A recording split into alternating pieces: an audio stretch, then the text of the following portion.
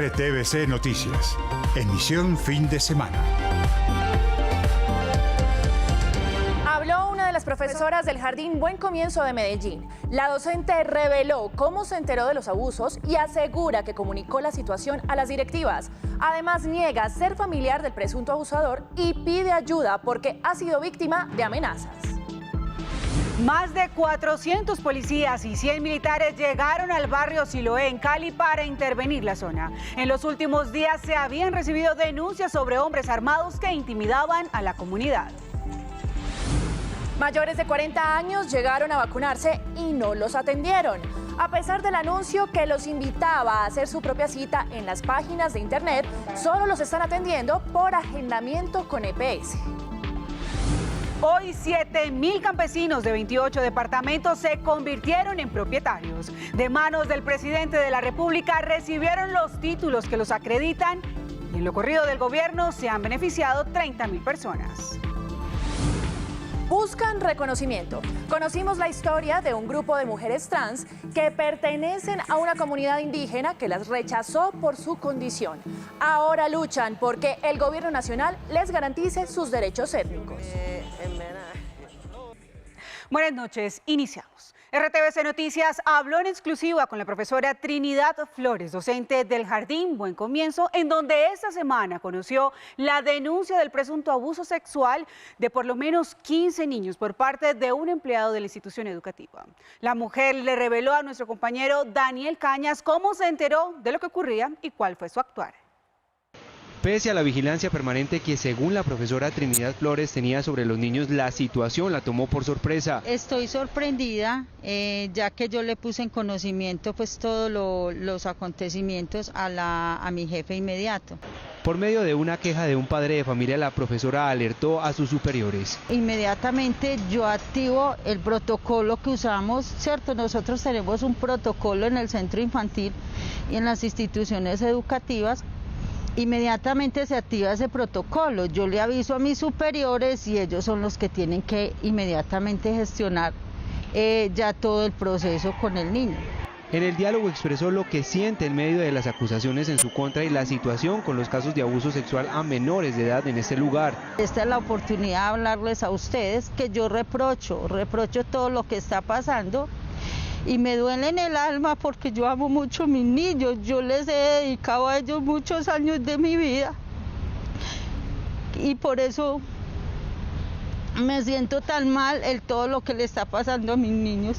Según Flores, ha sido víctima de amenazas e incluso han atacado su propiedad. Me hicieron una amenaza de muerte que por eso es que yo no he podido dar la cara frente a mi comunidad, que en realidad es una comunidad que yo he amado durante mucho tiempo, le he dado toda parte de mi profesión. Durante la entrevista, la profesora aclara los rumores que circulan en redes sociales y en la comunidad. No, nosotros no somos hermanos, no tenemos ningún vínculo sanguíneo y la única relación que nos une a nosotros somos laboralmente, pues de trabajo solamente. Según Flores, cuando llegó a cumplir su jornada laboral en días pasados, el presunto abusador ya no se presentó al jardín. Yo desconozco el paradero del señor, lo desconozco por completo y no tengo ni la menor idea dónde está. Solamente yo fui a trabajar y el día que yo fui a trabajar él no estaba allá, había otra persona. Trinidad Cecilia le pide a su excompañero de trabajo que haga una reflexión y que dé la cara ante las autoridades para responder por las violaciones en este jardín infantil de las que presuntamente se le acusa. 3 hombres fueron asesinados en límites entre los municipios de Argelia y Balboa, Cauca. Según la investigación, habrían participado de las manifestaciones en el marco del paro nacional. 2 de las víctimas fueron identificadas como Jason Benavides y Camilo Galíndez, quienes residían en el corregimiento del Mango. Según los testigos, los hombres se desplazaban a la altura de la vereda La Floresta y de repente fueron interceptados por hombres armados que les dispararon. El Instituto de Estudios para el Desarrollo y la Paz Indepaz señaló que esta sería la masacre número 47 en lo que va corrido del año en el país y la 9ª en el departamento del Cauca. Y más de 400 policías y 100 militares llegaron al barrio Siloé en Cali para intervenir la zona. En el sector se llevó a cabo uno de los bloqueos más grandes durante el paro nacional. Ante la presencia de hombres armados en algunos sectores de Siloé que ordenan a los habitantes estar en las casas a partir de las 10 de la noche, como quedó registrado en este video aficionado. Todo el mundo para dentro de las casas. Todos para dentro, para dentro, para dentro, todos para dentro, para dentro. Las autoridades ingresaron al barrio ubicado en el suroccidente de la ciudad para retomar el control y la presencia policial en la zona. Se nota ahí la necesidad que necesitaba este sector de la ciudad de tener la presencia de su policía, de su fuerza pública. Aquí el apoyo ha sido también de todos los entes de control, la Procuraduría, la Defensoría. Llegar hasta una estación de policía donde semanas antes fue atacada por manifestantes durante los desórdenes en el marco del paro nacional fue el objetivo también de las autoridades locales. Los dispositivos de seguridad se complementan, los dispositivos de seguridad van detrás de la inversión social va a ser grande si lo ve, y por primera vez la inversión social entra detrás nuestra policía, nuestras fuerzas militares condicionando el terreno y acondicionando y reestructurando el tejido social. La comunidad celebró la llegada de los uniformados a la zona. Muchas gracias a todos por volver al barrio. Nos hace mucha falta. Como vemos gente buena, como vemos gente mala. Durante la jornada participó el Ejército, Defensoría del Pueblo, delegados de Naciones Unidas y Procuraduría. Comunidad junto con autoridades invitaron a la reconstrucción del sector La Luna Sur de Cali. Tras las situaciones de desórdenes que se registraron en el punto de la ciudad, se llevó a cabo la intervención de un hotel y varios establecimientos comerciales que fueron vandalizados por manifestantes. Y llega el momento de revisar las cifras de COVID-19 en Colombia. Hoy se reportaron 26.928 casos nuevos. El número de fallecidos el día de hoy fueron de 591 personas y el total de casos activos es de 182.230. El gobierno prohibió los eventos en territorios con ocupación UCI mayor al 85%. Por agendamiento estricto será inicialmente la vacunación de población de 40 a 44 años en el país. Varias personas perdieron la ida a puntos de vacunación por no tener esta precisión. Yo tengo 44 y vine a averiguar y me dicen que no me puedo vacunar. Ya abrieron la posibilidad de que las personas de 40 a 44 años, pero entonces vine a este punto y acá no me están atendiendo. Bogotá tiene habilitados 26 centros comerciales y coliseos para las jornadas de inmunización. Estas tienen un horario de 8 de la mañana a 5 de la tarde. Nosotros, iniciando este puente festivo, hicimos un recorrido por algunos de los puntos y nos encontramos con poca afluencia de personas.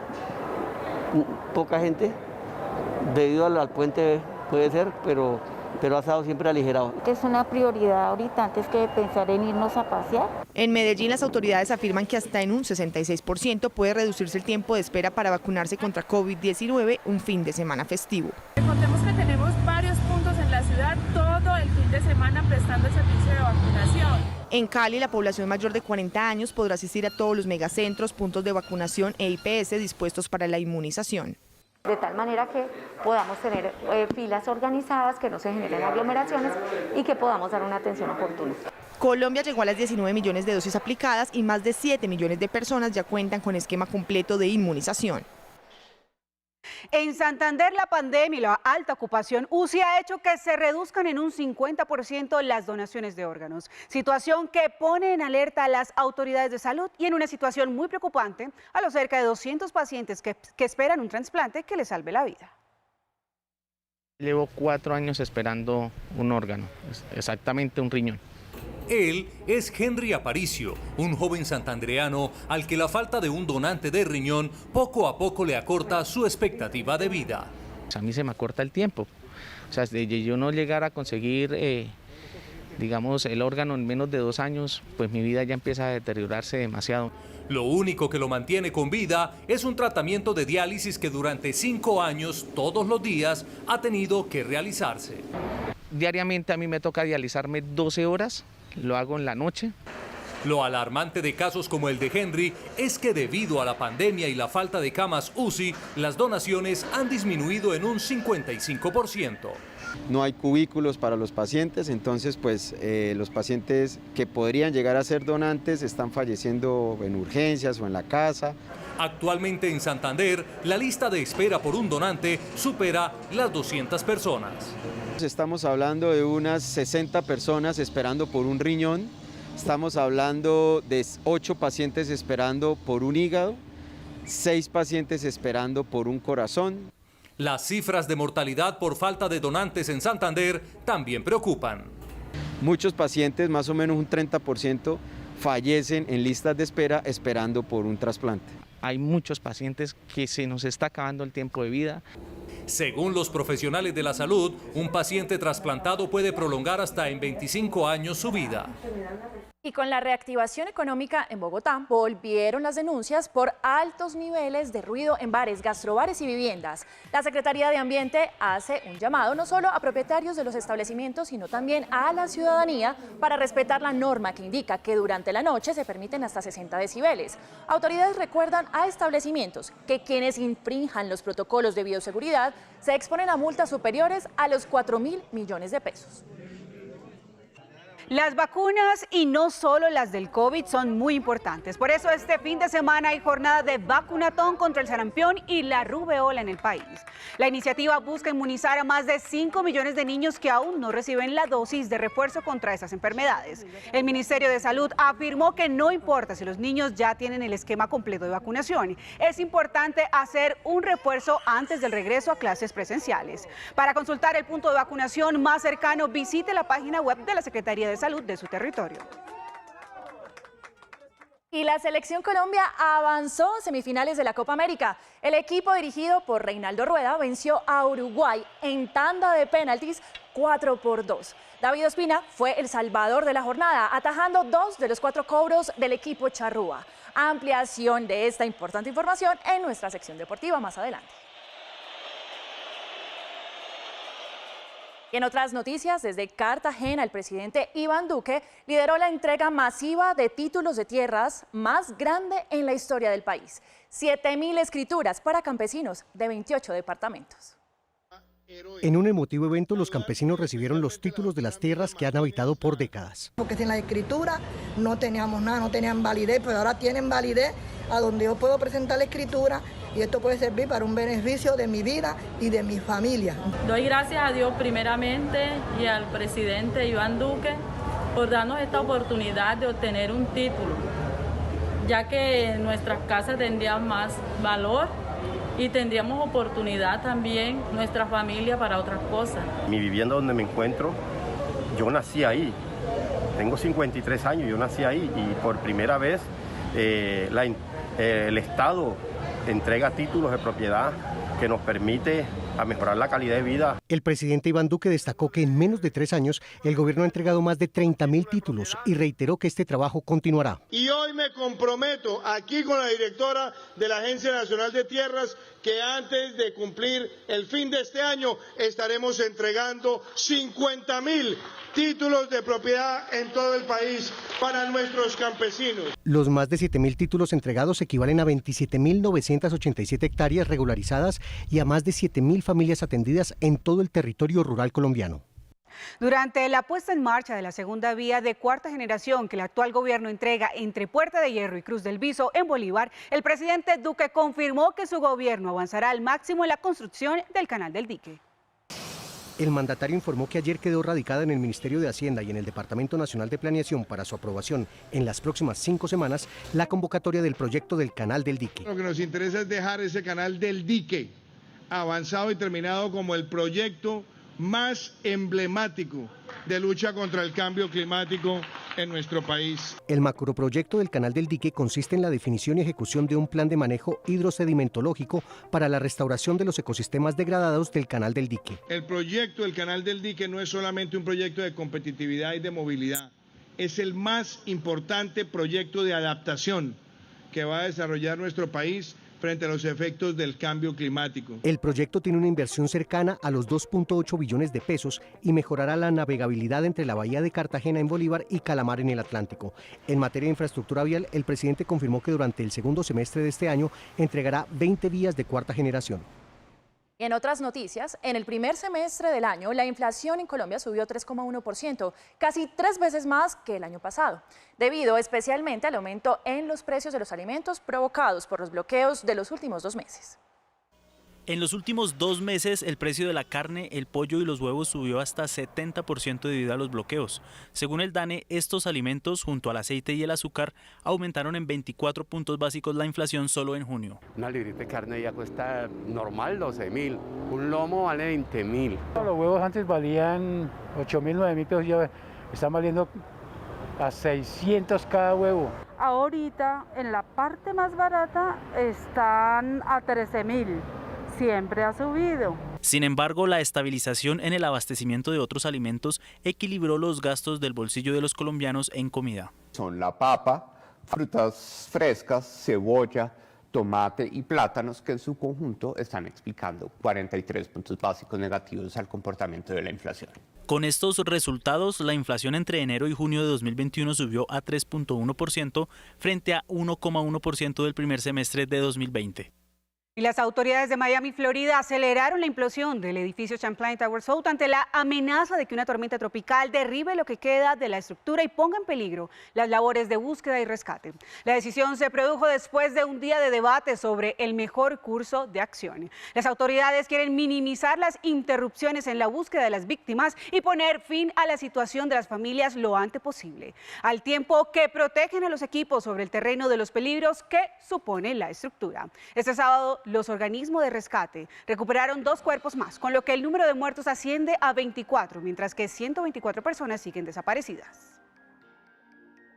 La carta que cambió la historia. 30 años. Especial periodístico en RTVC Noticias, la carta que cambió la historia 30 años. En este informe veremos que una de las grandes revoluciones en materia de derechos fue por cuenta de la tutela. Hablamos con ex magistrados quienes recordaron la primera vez que se utilizó este derecho. La Corte Constitucional empezó a funcionar el 17 de febrero de 1992, 8 meses después de que la Asamblea había definido su existencia. La nueva Carta fijaba sus funciones, entre ellas hacer que se cumplan o se respeten los derechos fundamentales que habían quedado consignados en la nueva Constitución Política a través de un mecanismo que cambiaría el respeto de los derechos, la tutela. La tutela es la vedette, la estrella, la superstar de la Constitución de 1991. Si ustedes miran más o menos los cálculos que hay, es que se han metido como unos, medio millón de tutelas al año en promedio. Si ustedes multiplican eso por 30, da como 15 millones de acciones de tutela. De pronto me vuelo un poquito en la cifra porque no la tengo fresca en la memoria. Era un mecanismo también definido en la nueva Carta que planteaba retos. Las profundas reflexiones sobre derechos que se argumentaban en las tutelas hacían que se superaran rápidamente las instancias y llegaran al despacho de los nuevos magistrados, quienes debían hacer un análisis como tribunal de cierre. Así, la primera sentencia de tutela que revisó la Corte fue los periodos de los contralores departamentales. Cuando comenzó a aplicarse la Constitución y se dijo, vamos a elegir nuevos contralores y personeros y funcionarios a nivel de los departamentos, vamos a hacerlo de acuerdo con la nueva Constitución, y así comenzaron a actuar las asambleas departamentales.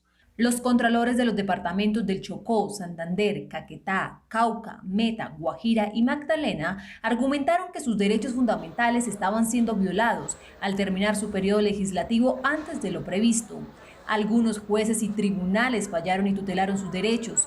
La Corte seleccionó los casos y los puso a consideración de la Sala número 3, integrada por 3 magistrados de los 7 que en ese momento actuaban. La Corte consideró que debía confirmar aquellas decisiones judiciales que habían rechazado o declarado improcedente la acción de tutela, porque era una tutela prácticamente contra la Constitución. En esta tutela se rechazó porque se consideró que la tutela tenía 2 características que sigue teniendo, entre otras, que son la subsidiariedad y la inmediatez. Y porque siendo la tutela un mecanismo excepcional, toda interpretación que se haga sobre normas excepcionales tiene que ser restringida. Esta primera sentencia tuvo la importancia de sentar jurisprudencia y fijar las pautas de funcionamiento de un mecanismo que recién se estrenaba y que rápidamente se popularizó como herramienta eficaz para garantizar los derechos de cada individuo,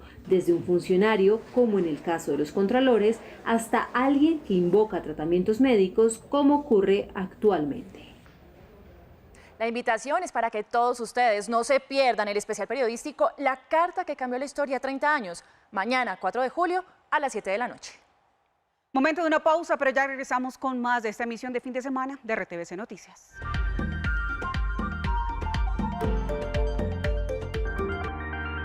Ya regresamos con más información en RTVC Noticias. Si ya te conectaste con la serie, entonces no puedes dejar de escuchar sus podcasts, Los Diarios Secretos de las Chicas Incompletas. Búscalos en RTVC Play y en las principales plataformas de podcast. Señal Colombia. Las entidades públicas tienen muchas cosas que mostrar. Hasta el 15 de julio se recibirán postulaciones de experiencias exitosas de las entidades u organismos públicos para concursar en el Premio Nacional de Alta Gerencia en las 4 categorías. Experiencias que nacieron para quedarse: COVID-19, gestión integral de la migración, eficiencia en la contratación pública y servicio al ciudadano. Los municipios PEDET contarán con una categoría especial: Premio Nacional de Alta Gerencia, experiencias que transforman.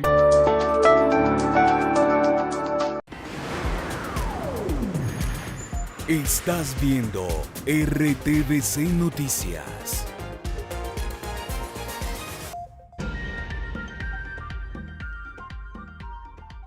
Y este domingo se espera que cientos de personas hagan parte de la marcha del orgullo LGTBI en el país. En Bogotá, el encuentro será un grito de protesta ante la violencia, asesinatos y amenazas contra los grupos colectivos. Mañana se cumplirá la 25ª Marcha del Orgullo LGBTI en Bogotá. Colectivos y distrito acordaron hacerla desde el Parque Nacional con destino a la Plaza de Bolívar. Y sin duda alguna es una gran fiesta por la diversidad, pero también para conmemorar estas difíciles cifras que vivimos el año pasado, en 2020, cuando muchísimas agresiones y homicidios de personas LGBT registra la organización Colombia Diversa. Hoy colectivos de jóvenes universitarios se reunieron para adelantar jornadas de reflexión previas a esta fecha conmemorativa. Cada día escuchamos noticias de nuestras hermanes trans que los matan solo por ser quienes son. La reconstrucción de un espacio en el que podamos ser libres, ¿cierto? Que es lo más importante, y exigir nuestros derechos. Este año el homenaje será a la activista Laura Weinstein, quien murió en enero y es reconocida por el impulso de una norma que facilita los trámites en el registro civil a las personas trans que desean cambiar de sexo legalmente y que entró en vigor en 2015.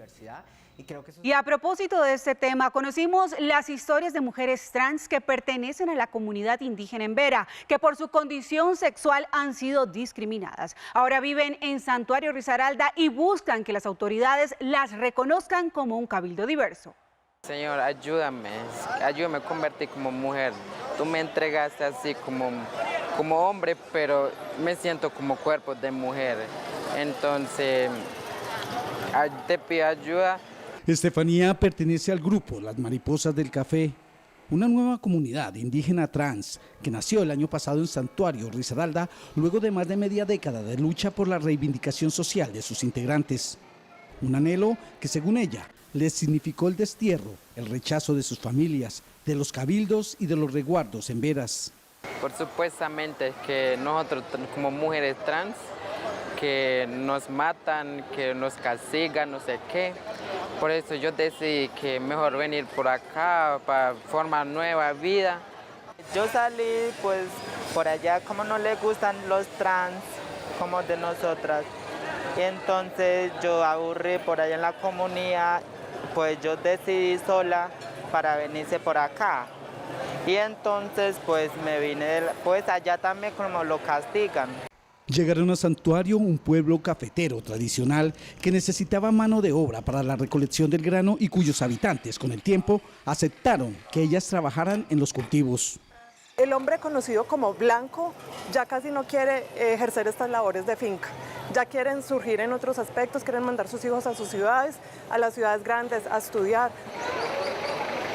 El proceso ha sido un proceso de muchos años que hoy en día estamos viendo los frutos realmente de la aceptación de la sociedad de las indígenas trans.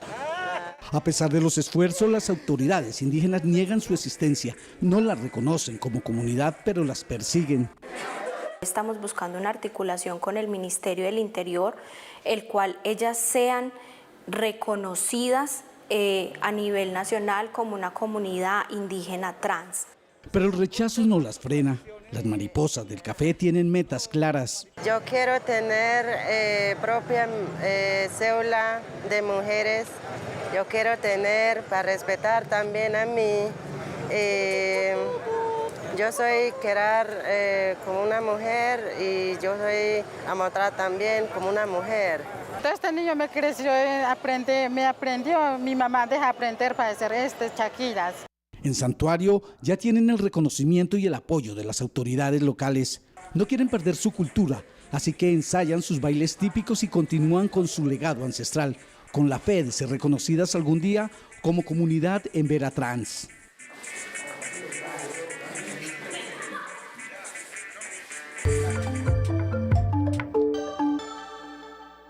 Y un juez de Bogotá decidió enviar a la cárcel a Guillermo León Acevedo Giraldo, alias Memo Fantasma, señalado por la Fiscalía de lavar millonarias sumas de dinero de las extintas Autodefensas Unidas de Colombia. La Corte Suprema de Justicia ratificó la condena en contra del exalcalde del municipio de Bojayá, Manuel Joaquín Palacios Asprilla, por financiar y apoyar el ingreso de los grupos paramilitares al departamento de Chocó.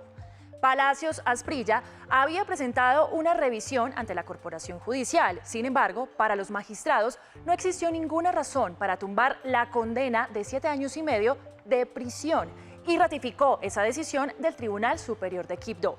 La Corte Suprema validó los testimonios de varios paramilitares, entre ellos Freddy Rendón Herrera, alias El Alemán, el ex jefe del bloque, el Merce Cárdenas. De acuerdo con la corporación, las autodefensas tuvieron el control y manejo de esa alcaldía y sus recursos durante esa administración. Y entre enero y junio del 2021 en Colombia se vendieron 111.000 vehículos, número que se acercó a cifras registradas antes de la pandemia. En el primer semestre de 2019 se vendieron 116.000, lo que solo significó una disminución de 5.000 carros, frente al primer semestre de 2020 cuando se vendieron 72.000 unidades. La reactivación fue superior al 50%.